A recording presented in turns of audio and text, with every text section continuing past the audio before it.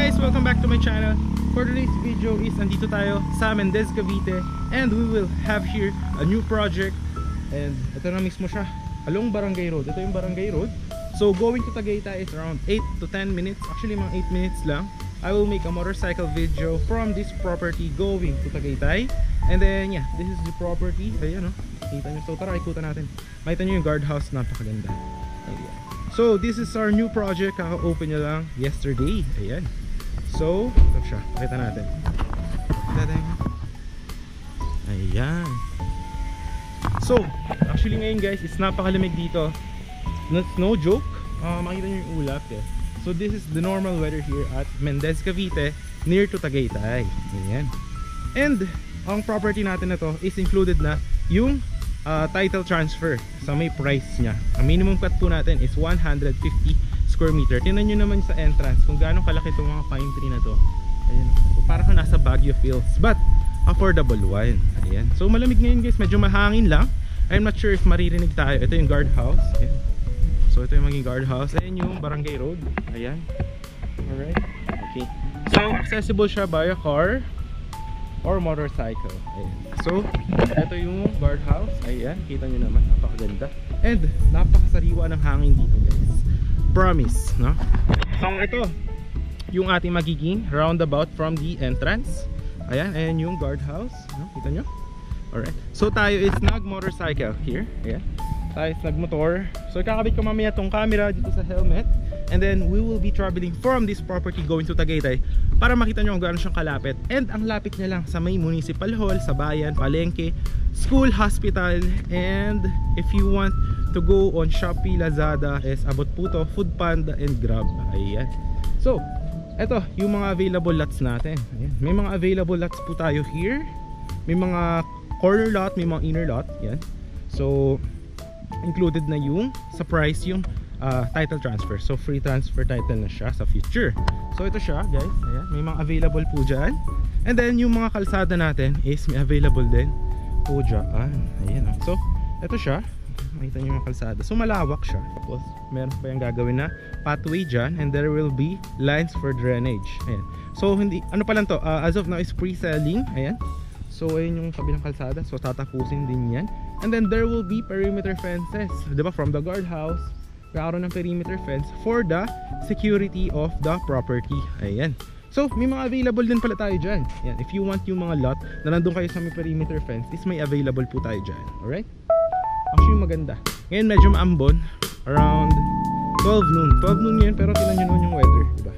So malamig siya. And I assure you, because this property is around 490 meters above sea level. Tagaytay is around 500 meters above sea level. So actually the same weather lang naman din siya. And here, yeah, may mga available lots din tayo dito. So from the entrance, we have available lots here. And then ito yung roundabout. Mamaya papakita ko sa inyo sa end of the video yung motorcycle video from this property going to Tagaytay. Okay? But siguro para ma-appreciate nyo muna yung property is I will show you yung ating drone shot that you will see here. 3, 2, 1. Ito po yung drone shot ng ating property.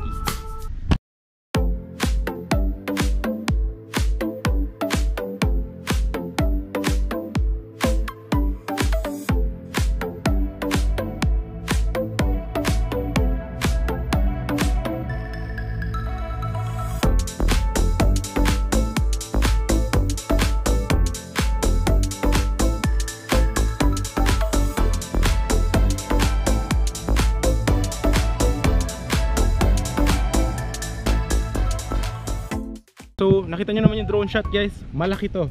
So hindi pa siya tapos, pre-selling pa lang siya na project. So gagawan pa yan ng marami pang concrete roads and mga perimeter fences, drainages. So yeah. And then upon full development is any house design upon full construction. Yeah. Tapos pwede kayo for contractors sa labas. If you have mga kilala nyong contractor, pwede po yan. So dito sa main road, meron na tayong available lots. So this one 8 meters naman. Tingnan nyo yung kalsada ha. 1, 2, 3, 4 meters, 5, 6, 7, 8 meters with this one. And then may pathway pa yan. Gagawin pa yan ng 1 meter sidewalk. So up to here. Then may drainage din yan. Alright? So may mga available lots din tayo dito, no? So yan, may mga 250 square meter, 150 may mga 300. Yan. Tapos sa future, pag matapos yung development ng ating project, there will be also lines for water and electricity, and there will be amenities like multipurpose hall, yan, playground, ganyan po. So, and dito pala guys may LTE signal, no? Meron din siyang sa future, marami na nakatira dito. Meron din dito mga fiber for internet, wifi, no? So, wala kayong magiging worry. And ayun yung sinasabi ko sa inyo, LTE signal, andun po yung tower. So, malakas yung signal dito. If you will be having application sa future, then you'll just put up your phone, just load up to 5G, 4G, LTE. So, approve na approve yung data speeds. Ayan. And here, and guys, kita nyo, ayan, ide-develop pa yan. Meron pa actually mga available lots dyan sa likod. Ayan. So dito, may mga available dito guys na mga 150 and 250 square meter. So ang maganda dito kasi, diba, free transfer of title na siya. And at the same time guys is, alam mo, meron kang security. Then may perimeter fence pa yun sa dulo. Para one way in, one way out lang yung ating property. Ayan. So kita nyo dito may mga available din. Ayan. Alright. Tapos sa future is magkakaroon din tayo dito ng house and lot package. So meaning you will be affording the lot, then you will have option then for house and lot, and then at the same time is may free transfer of title din siya included na sa price. Tapos ang maganda, if you will be buying yung package for the house and lot, is sila na bahala doon, no? Then you will just talk with them if you want to add some additional na, alam mo yun, personalization about the house. Ayan. So ito siya. Ayan, may mga house and lot package natin na lots is around here sa hilera na yan. Alright, so paikot yan dyan, yung mga house and lot package. So wala pa tayong price dyan, so soon is i-announce natin yan. Alright, tapos dito yan, may mga available lots dyan, corner lot, inner lot, yan. So from the guardhouse, mamaya papakita sa inyo yung video from the this one going to Tagaytay, no? And from Municipal Hall going to this property. Ayan. So yung mga house and lot package din, actually maganda, no? Tingnan mo, isipin mo, you have, kasi minimum cut dito is 150 square meter. If you have 150 square meter, lot dimensions probably 10 by 15 meters. So if you're having a small house, then I mean, rest house mo siya. If you are from Manila, you want to alam mo yun, live in a property or a place na malamig yung weather, and then pwede mo pagawa any house design, swimming pool, parang rest house mo siya away from the city, and have here ng cold weather Tagaytay feels, but at an affordable price. Because if you will be going to Tagaytay, ang mga pricing po ng mga lots doon is around 13k, 15k per square meter, 18k, 20k depending sa location. Ayan. So ito yung mga sinasabi ko sa inyo na feature, magkakaroon ng mga house and lot package yan.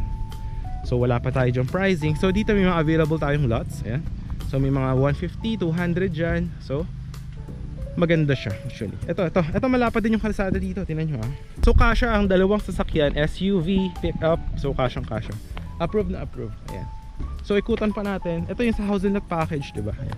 So dito sa dulo, ayan, nakikita nyo dyan, gagawin pa dyan ng perimeter fences. Ito, yan yung sinasabi ko sa inyo na pathway. Diba napakaganda? Isipin. And then sa future, kasi pre-selling pa lang to, syempre pag nagtayuan na ng mga houses yung mga other owners here, syempre tataas din yung price appreciation ng property. So it's actually a win-win situation. And itong weather dito is cool vibes, lalo pag dumaan kayo dito around morning, or you will be here at around 5 PM onwards. Approve na approve po yung weather here.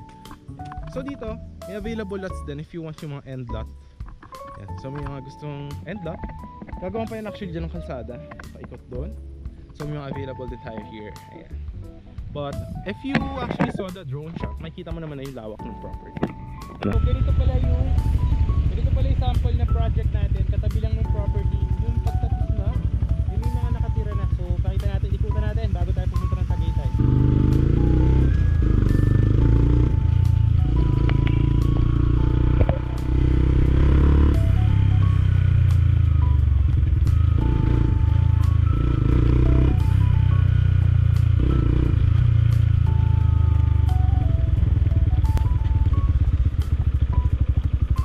Yes, ito yung isa sa inikutan natin na katabi lang nung project natin na bagong open. So ganito rin yung magiging itsura ng property after development. So sinasabi ko sa inyo, may mga concrete roads. Tapos yan, any house design, pwede rin na parang mini farm, ganyan. So depende po sa inyo. Tapos magkakaroon din yun ng mga lines sa kuryente, ganyan. Tapos yan, pwede rin ng mga malaking houses or what. So yan, mga ganyan. Pwede nyo rin bakudan, tapos lagay ng mga halaman. So depende na po yan sa inyo. So yan, actually dito katabi niya lang din tong yung project namin na yun na bagong bukas. So dito is yung mga client na kumuha dati, yan, natapos na kasi yung development dito. So yan, dito na sila nakatira. So actually mga ano lang to, mga actually 7 minutes to Tagaytay. Yung sa property kanina mga 10 minutes. Kasi mga 3 minutes from the property going to this one. So